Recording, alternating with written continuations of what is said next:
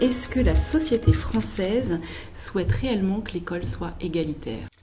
Ça, c'est une question très, très difficile. D'abord, il faut peut-être commencer par dire que si l'école ne travaillait pas et si les personnels de l'éducation nationale n'étaient pas engagés comme ils le sont aujourd'hui, les inégalités seraient encore plus importantes dans ce pays.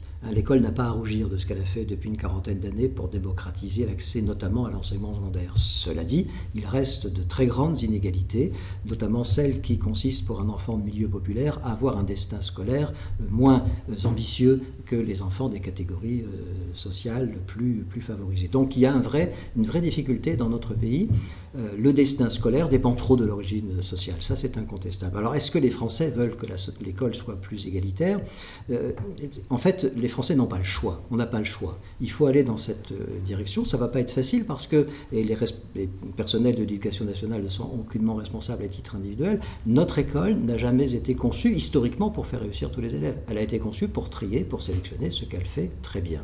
Ça n'est pas une fatalité parce que d'autres pays qui nous ressemblent organisent leur scolarité de manière à faire réussir tous les enfants, quelle que soit leur origine sociale.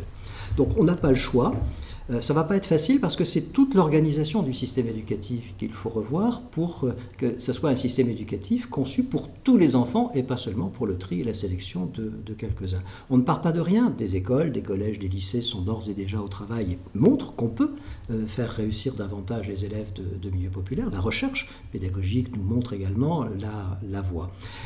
Mais ça crée des résistances, on le voit bien, parce qu'une partie de nos concitoyens, dont les enfants réussissent bien à l'école telle qu'elle est aujourd'hui, n'ont pas envie que l'école se transforme, ont même peut-être peur, et ça il faut l'entendre, il faut entendre cette crainte que leur enfant puisse être tiré vers le bas, c'est le nivellement vers le bas, être victime d'un égalitarisme forcené, ou pire encore, injure suprême, d'un pédagogisme qui ferait que leurs enfants réussissent moins. Non, il faut les rassurer.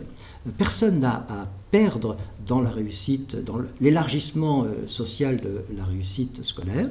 Il faut donc rassurer. Et quand je dis qu'on n'a pas le choix, comment imaginer un instant qu'un pays comme le nôtre puisse, sans mettre en danger son pacte républicain, laisser une partie de la jeunesse s'enfoncer dans l'échec scolaire et ensuite donc dans l'exclusion sociale, sans que, à un moment ou un autre, celles et ceux qui dans ce pays estimeraient qu'ils n'ont pas eu les mêmes droits que les autres pourraient continuer à estimer qu'ils ont les mêmes devoirs que les autres. Et donc c'est notre pacte républicain qui est en danger. Donc on n'a pas le choix, il faut aller vers une école plus égalitaire.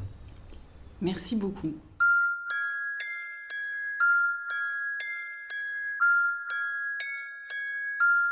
Retrouvez toutes nos vidéos sur notre page Facebook UNSA Éduc Secteur Société ou sur notre chaîne YouTube UNSA Éducation.